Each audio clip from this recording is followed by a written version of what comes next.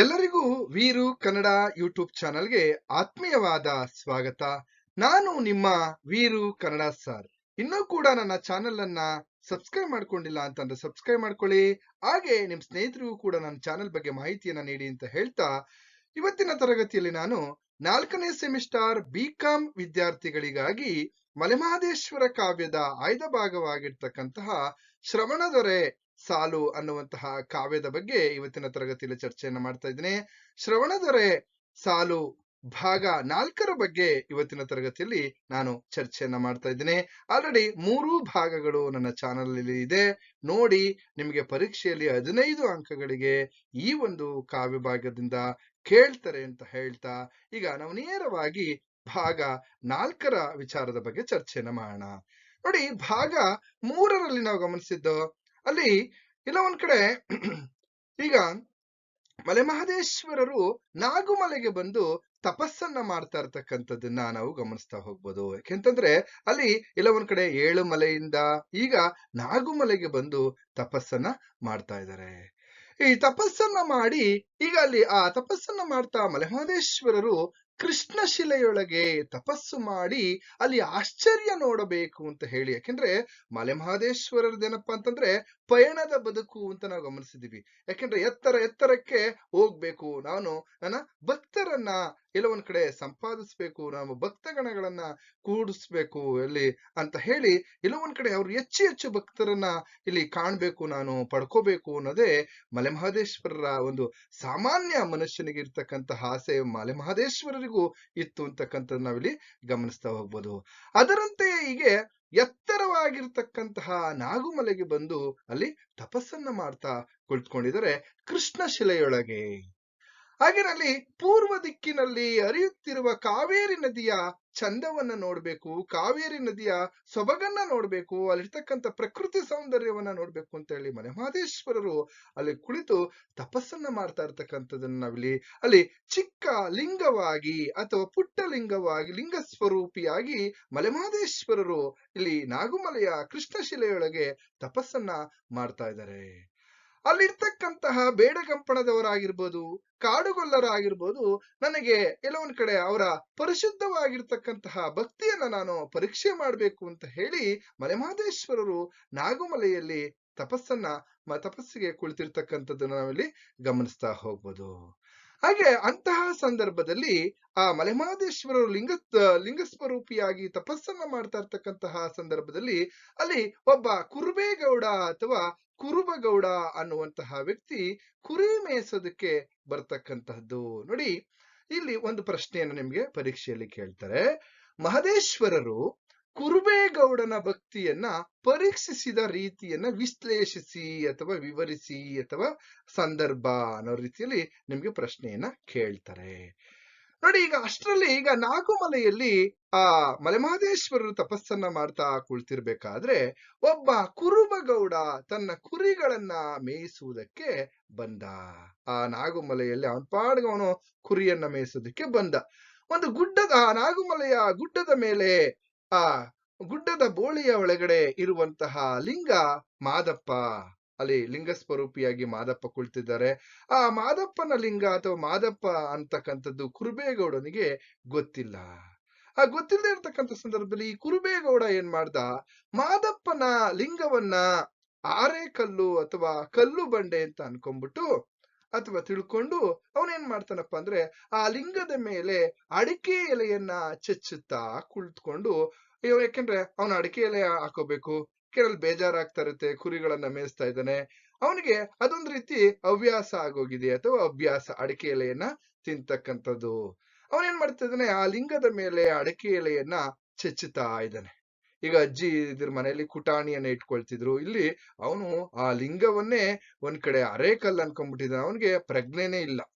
ಯಾಕೆಂತಂದ್ರೆ ಅವನಿಗೆ ಇದೇನು ಯಾವ್ದೋ ಒಂದ್ ಕಲ್ಲು ಅನ್ಕೊಂಡು ಏನ್ ಮಾಡ್ತಾ ಇದ್ದಾನೆ, ಆ ಕಲ್ಲಿನ ಮೇಲೆ ಆ ಅಡಿಕೆ ಮತ್ತೆ ಎಲೆಯನ್ನ ಸೇರ್ಸಿ ಚಚ್ಚಿ ತಿಂತಾ ಇರ್ತಕ್ಕಂಥದ್ದನ್ನ ನಾವಿಲ್ಲಿ ಗಮನಿಸ್ತಾ ಹೋಗ್ಬೋದು. ಯಾರು, ಈ ಕುರುಬಗೌಡ ಕುರಿಯನ್ನ ಮೇಯಿಸ್ತಾ. ಸರಿ, ಏನ್ ಮಾಡೋದು ಅಂತೂ ಇವನು ದೇವರು ಅಂತ ಇವನಿಗೆ ಹೇಗೆ ನಾ ತಿಳಿ ಹೇಳೋದು ಅಂತ ಮಲೆಮಹದೇಶ್ವರರು ಬೆಳಗ್ಗೆ ಮತ್ತೆ ನಾಳೆ ಇದೇ ಜಾಗಕ್ಕೆ ಬರ್ತಾನಲ್ವಾ, ಅಂತ ಹೇಳಿ ಮಾರನೆಯ ದಿವಸ ಬೆಳಿಗ್ಗೆ ಮಲೆಮಹದೇಶ್ವರರು ಈ ಕುರುಬೇಗೌಡ ಕುರಿ ಮೇಯಿಸಲು ನಾಗುಮಲೆಗೆ ಬರುವ ಹೊತ್ತಿಗೆ ಮಾದಪ್ಪ ಈಗ ಎಲ್ಲೋ ಒಂದ್ ಕಡೆ ಮಂಡಿ ಉದ್ದ ಇರತಕ್ಕಂತಹ ಲಿಂಗವಾಗಿ ಇದ್ರು, ಈಗ ಎತ್ತರದ ಲಿಂಗವಾಗಿ ಬೆಳೆದಿದ್ದಾರೆ.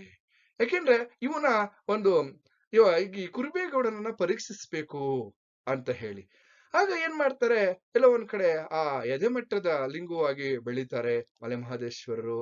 ಆಗ ಇನ್ನೊಂದ್ ಕಡೆ ಆ ಮಲೆಮಹದೇಶ್ವರರ ಹಿಂದೆನೆ ಇಲ್ಲಿ ಕಾಳಿಂಗ ಸರ್ಪ ಅಥವಾ ನಾಗಸರ್ಪ ಹೋಗ್ತಾ ಇರ್ಬೇಕಾದ್ರೆ ನಾನು ಬರ್ತೀನಿ ಅಂತ ಇಲ್ಲಿ ಎಲ್ಲೋ ಒಂದ್ ಕಡೆ ಸರ್ಪ ಹೋಗ್ತಾ ಇರ್ತಕ್ಕಂಥ ಸಂದರ್ಭದಲ್ಲಿ ಆಗ ಮಾದಪ್ಪ ಅಪ್ಪ ಸರ್ಪ ಸ್ವಲ್ಪ ಅಪ್ಪ ಕಾಳಿಂಗ ಸರ್ಪ ಸ್ವಲ್ಪ ಮರೆಯಾಗು, ಯಾಕೆಂತಂದ್ರೆ ಈ ಕುರುಬೇಗೌಡನ ಭಕ್ತಿ ಎಷ್ಟರ ಮಟ್ಟಿಗಿದೆ ಅನ್ನೋದನ್ನ ನಾನು ಪರೀಕ್ಷೆ ಮಾಡ್ತೇನೆ, ಆನಂತರ ನೀನ್ ಬೇಕಾದ್ರೆ ಬರೀವು ನನ್ ಜೊತೆ ಅಂತ ಹೇಳ್ಬಿಟ್ಟು ಅಷ್ಟರಲ್ಲಿ ಸರ್ಪ ಮರೆಯಾಗುತ್ತೆ. ಕೊನೆಗೆ ಎಂದಿನಂತೆ ಮಾರನೇ ದಿವಸ ಈ ಕುರುಬೇಗೌಡ ಅಥವಾ ಈ ಕುರುಬಗೌಡ ಏನ್ ಮಾಡ್ದ, ಕುರಿ ಮೇಯಿಸೋದಕ್ ಬಂದ. ಅದೇ ನಾಗುಮಲೆ ಗುಡ್ಡದ ಮೇಲೆ ಕುಳಿತುಕೊಂಡ. ಬಂದು ಮಾದಪ್ಪನ ಲಿಂಗವನ್ನ ನೋಡಿ, ಏನಪ್ಪ ಇದು, ಏನ್ ಆಶ್ಚರ್ಯ, ಓಹೋ ಈ ಕಲ್ಲು ನೆನ್ನೆ ನೋಡಿದ್ರೆ ಒಂದ್ ಮಂಡಿ ಉದ್ದ ಇತ್ತು, ಇವತ್ ನೋಡಿದ್ರೆ ಎಲ್ಲ ಒಂದ್ ಕಡೆ ಎದೆ ಮಟ್ಟ ಬೆಳೆದ್ಬಿಟ್ಟದಲ್ಲ ಅಂತ ಅವನಿಗೆ ಆಶ್ಚರ್ಯ ಕೂಡ ಆಗುತ್ತೆ. ಕೊನೆಗೆ ಏನ್ ಮಾಡೋದು, ಓಹೋ ನಾನಾಗಾದ್ರೆ ಇವತ್ತು ಕುಳಿತುಕೊಂಡು ಎಲೆ ಅಡಿಕೆಯನ್ನ ಚೆಚ್ಚಕ್ ಆಗೋದಿಲ್ಲ, ನಿಂತ್ಕೊಂಡೇನೆ ಎಲೆ ಅಡಿಕೆಯನ್ನ ಚಚ್ಚಬೇಕು ಅಂತ ಮತ್ತೆ ಎಂದಿನಂತೆ ಅವನ ಕಾರ್ಯವನ್ನ ಕುರಿ ಮೇಯಿಸೋದಕ್ಕಲ್ಲಿ ಬಿಟ್ಟ, ಮತ್ತೆ ಎಲೆ ಅಡಿಕೆಯನ್ನ ತೆಗೆದುಕೊಂಡು ಚೆಚ್ತಾ ಇದ್ದಾನೆ ಮಲೆಮಹದೇಶ್ವರರ ತಲೆಯ ಮೇಲೆ. ಮಾದಪ್ಪನ ತಲೆಯ ಮೇಲೆ ಅಥವಾ ಮಾದಪ್ಪನ ಮಂಡೆಯ ಮೇಲೆ ಇಲ್ಲಿ ಅಡಿಕೆ ಎಲೆಯನ್ನ ಚೆಚ್ಚುತ್ತಾ ನಿಂತವನೇ ಕುರುಬೇಗೌಡ.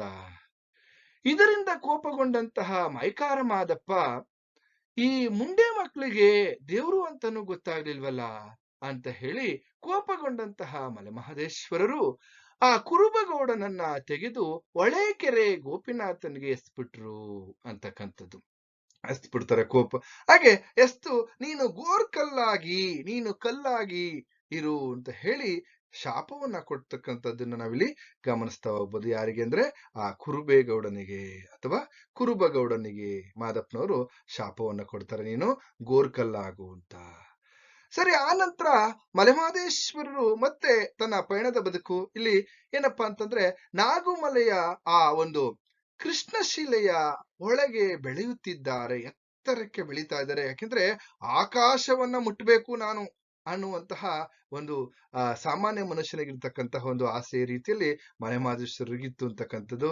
ಹೀಗೆ ಮಲೆಮಹದೇಶ್ವರರು ಬೆಳೀತಾ ಇರ್ತಕ್ಕಂಥದ್ದು ಇದನ್ನ ನೋಡಿದಂತಹ ಕಾಳಿಂಗ ಸರ್ಪ, ಅಪ್ಪ ಮಾದೇವ, ಮೈಕಾರ ಮಾದೇವ, ಇನ್ನು ಎಲ್ಲಿಗೂ ಹೋಗ್ತಾ ಇದೀಯಪ್ಪ, ಏನಪ್ಪ ಇಷ್ಟ ಎತ್ತರಕ್ಕೆ ಬೆಳೀತಾ ಇದೀಯಾ, ಈಗ ಎಲ್ಲೋ ಒಂದ್ ಕಡೆ ನಡುಮಲೆ ಆಯ್ತು, ಏಳು ಮಲೆ ಆಯ್ತು, ಈಗ ನೀನು ನಾಗುಮಲೆಗೆ ಬಂದ್ಬಿಟ್ಟಿದ್ಯಾ ಅಂತ ಹೇಳಿ ನಾನು ಕೂಡ ನಿನ್ ಜೊತೆ ಬರ್ತೀನಿ ಅಂತ ಎಲ್ಲ ಒಂದ್ ಕಡೆ ಎಲ್ಗ್ ಹೋಗ್ತಾ ಇದೀಯಾ, ಹಾಗಾದ್ರೆ ನಾನು ಕೂಡ ನಿನ್ ಜೊತೆಗೆ ಬರ್ತೀನಿ ಅಂತ ಅಂದ ಸಂದರ್ಭದಲ್ಲಿ ಮಾದಪ್ಪನಿಗೆ ಇಲ್ಲಿ ಕಾಳಿಂಗ ಸರ್ಪ ಈ ತರ ಹೇಳಿದಕ್ಕೆ, ನಾನು ನಿನ್ ಜೊತೆಗೆ ಬರ್ತೀನಿ ಅಂತ ಹೇಳಿದಕ್ಕೆ ಎಲ್ಲ ಒಂದ್ ಕಡೆ ಕೋಪ ಬಂದ್ಬಿಡುತ್ತೆ. ಕೋಪ ಬಂದಾಗ, ಏನಯ್ಯ ಕಾಳಿಂಗ ಸರ್ಪ, ನನ್ನ ಜೊತೆ ಬರ್ಬೇಡ ಅಂತ ಹೇಳಿಲ್ವ ನಿನಗೆ, ನಾನು ಮೇಘಲೋಕವನ್ನ ನಾನು ನೋಡ್ಬೇಕು, ನಾನು ಆಕಾಶವನ್ನ ನೋಡ್ಬೇಕು, ಆಕಾಶ ಲೋಕವನ್ನ ನೋಡ್ಬೇಕು, ಮೋಡ ಲೋಕವನ್ನ ನೋಡ್ಬೇಕು, ನಾನು ಅದಕ್ಕೆ ಮೇಘಲೋಕವನ್ನ ನೋಡ್ಬೇಕು ನಾನು ಅಂತ ಹೇಳಿ ಅದಕ್ಕೆ ಆಗ ಮಾದಪ್ಪ ಏನ್ ಮಾಡ್ತಾರಪ್ಪ ಅಂದ್ರೆ ಕಾಳಿಂಗ ಸರ್ಪವನ್ನ ಹಿಂದಕ್ಕೆ ತಳ್ತಕ್ಕಂಥದ್ದು. ಆ ತಳ್ದಂತ ಸಂದರ್ಭದಲ್ಲಿ ಇವತ್ತಿಗೂ ಕೂಡ ನಾವು ನಾಗುಮಲೆಗೆ ನೀವೇನಾದ್ರೂ ಒಂದ್ಸಾರಿ ಭೇಟಿ ಕೊಟ್ಟಿದ್ರೆ ಅಲ್ಲಿಗ ಗಮನಿಸ್ತಾ ಹೋಗ್ಬೋದು ಸರ್ಪ ಮತ್ತೆ ಅಲ್ಲಿರ್ತಕ್ಕಂತಹ ಲಿಂಗುವನ್ನ. ಹಾಗಾಗಿ ಇಲ್ಲಿ ನಾವೇನ್ ಮಾಡ್ತಾ ಇದೀವಪ್ಪ ಅಂತಂದ್ರೆ ಆ ಮಲೆಮಹದೇಶ್ವರರು ಸರ್ಪವನ್ನ ತೇಳ್ತಾರೆ, ಹಾಗೆ ಕುಳಿತುಕೊಂಡಿತ್ತು ಅದೇ ಅಲ್ಲಿ ಸರ್ಪ. ಯಾವಾಗ ಮಲೆಮಹದೇಶ್ವರರು ಹೋಗಪ್ಪ ನಾನು ಇನ್ನು ಮೇಘಲೋಕವನ್ನ ಮುಟ್ಬೇಕು ಅಂತ ಸರ್ಪವನ್ನ ತೇಳ್ತಾರೆ ಕೋಪದಿಂದ, ಆಗ ಸರ್ಪ ಅಲ್ಲೇ ಕುಳಿತುಕೊಳ್ತು ಅಂತಕ್ಕಂಥದ್ದು. ಇದ್ರಿಂದ ಇಲ್ಲಿ ಮಾಯ್ಕಾರ ಗಂಡ ನಮ್ಮಪ್ಪ ಇಲ್ಲಿ ಮಾದಪ್ಪ ಈಗ ಆ ಅಖಂಡ ಮಹಿಮಾ ಅಂತಾನೆ ನಾವು ಮಲೆಮಹದೇಶ್ವರರನ್ನ ನಾವು ಕರಿತಾ ಹೋಗ್ತೀವಿ. ಇಲ್ಲಿ ಕೃಷ್ಣಶಿಲೆಯ ಒಳಗೆ ಬೆಳೆಯುತ್ತಾ ತನ್ನ ಭಕ್ತಾದಿಗಳು ಹಾಗೇನೆ ಬೇಡಗಂಪಣದವರು ಇಲ್ಲಿ ನನಗೆ ಪೂಜೆ ಮಾಡಲಿ, ನಾನು ಆಗ್ಲೇ ಹೇಳಿವ ಇಲ್ಲಿ ತಮ್ಮಡಿ ಅಂತಕ್ಕಂಥದ್ದು, ಅವರು ಇಲ್ಲಿ ಈ ಬೇಡಗಂಪಣದವರು ನನಗೆ ಪೂಜೆ ಮಾಡ್ಲಿ ಹಾಗೇನೆ ಅಂತ ಹೇಳಿ ಕೃಷ್ಣಶಿಲೆಯಲ್ಲಿ ಮಾದಪ್ಪ ಉಪ್ಪರಿಗೆ ಮೇಲೆ ಕುಳಿತುಕೊಂಡು ಮೈಸೂರು ದೇಶದ ಭಕ್ತರು ಅಲ್ಲಿ ಮೈಸೂರು ದೇಶದ ಭಕ್ತರನ್ನ ನೋಡ್ತಾ, ಯಾರು ಈ ಮೈಸೂರು ದೇಶದ ಭಕ್ತರು ಯಾರು ಹೋಮ ಆಗಿನ ನೇಮ ಅಂದ್ರೆ ವ್ರತ, ಈ ವ್ರತನಿಷ್ಠೆಯಾಗಿ ನನ್ನ ಹಾಗೆ ಬ್ರಹ್ಮಚಾರಿಯಾಗಿ ಬಹಳ ನಿಷ್ಠೆಯಿಂದ ಬಹಳ ಶ್ರದ್ಧೆಯಿಂದ ಬಹಳ ಶುದ್ಧಿಯಿಂದ ಇಲ್ಲಿ ಬಂದವರು ನನಗೆ ಧೂಪ ಹಾಕೊಂಡು ಹೋಗ್ಲಿ ಅಂತ ಹೇಳಿ, ಅನಂತರ ಏನಾದರೂ ಅಪಚಾರ ಅನಾಚಾರ ಮಾಡಿದವರು ಎಬ್ಬುಲಿ ಬಾಯಿಗೆ ತುತ್ತಾಗ್ಲಿ. ನನಗೆ ಯಾರಾದ್ರೂ ಇಲ್ಲಿ ಇಲ್ಲ ಒಂದ್ ಕಡೆ ಅನಾಚಾರ ಮತ್ತೆ ಅಪಚಾರ ಏನಾದ್ರೂ ಮಾಡಿದ್ರೆ ಅವರು ಎಬ್ಬುಲಿಯ ಬಾಯಿಗೆ ತುತ್ತಾಗ್ಲಿ ಅಂತ ಹೇಳಿ ಮಲೆಮಹದೇಶ್ವರರು ಅಂದ್ರೆ ಮಾದಪ್ಪ ನಾಗುಮಲೆಯಲ್ಲಿ ಕೃಷ್ಣಶಿಲೆಯೊಳಗೆ ಪುಟ್ಟ ಲಿಂಗವಾಗಿ ಏಕಾಂಗಿ ವಸ್ತುವಾಗಿ ಹೀಗೆ ಇದ್ದಾರೆ. ಏಕಾಂಗಿ ವಸ್ತುವಿನಂತೆ ಕುಳಿತು ಹಾಗೆ ಅನಂತರ ಈ ನಡುಮಲೆಯೊಳಗೆ ಬಂದು ಅಲ್ಲಿನ ಸಂತೋಷವನ್ನ ಅಲ್ಲಿನ ಆನಂದವನ್ನ ನೋಡ್ತಾ ಕುಳಿತಿದ್ದಾರೆ ಅಂತಕ್ಕಂಥದ್ದನ್ನ ನಾವಿಲ್ಲಿ ಗಮನಿಸ್ತಾ ಹೋಗ್ಬೋದು. ಅಂದ್ರೆ ಒಟ್ಟಾರೆಯಾಗಿ ಈ ಶ್ರವಣದೊರೆ ಸಾಲು ಅನ್ನುವಂತಹ ಕಾವ್ಯದ ಅಥವಾ ಜನಪದ ಕಾವ್ಯದ ಒಟ್ಟು ಸಾರಾಂಶವನ್ನ ನನ್ನ ತರಗತಿಯಲ್ಲಿ 4 ಭಾಗಗಳಾಗಿ ನಿಮ್ಮ ಮುಂದೆ ಇಟ್ಟಿದ್ದೀನಿ. ನೀವೆಲ್ಲರೂ ನೋಡಿ ಕೇಳಿ ಹಾಗೇನೆ ಹೆಚ್ಚು ನಿಮ್ಮ ಸ್ನೇಹಿತರಿಗೂ ಕೂಡ ಶೇರ್ ಮಾಡಿ ಅಂತಕ್ಕಂಥದ್ದನ್ನ ಮಾತನ್ನ ಹೇಳ್ತಾ ಇಲ್ಲಿಗೆ ಈ ಒಂದು ಸಾರಾಂಶವನ್ನ ಮುಗಿಸ್ತಾ ಇದ್ದೀನಿ. ನಿಮ್ಗೆಲ್ರಿಗೂ ಕೂಡ ಶುಭವಾಗ್ಲಿ.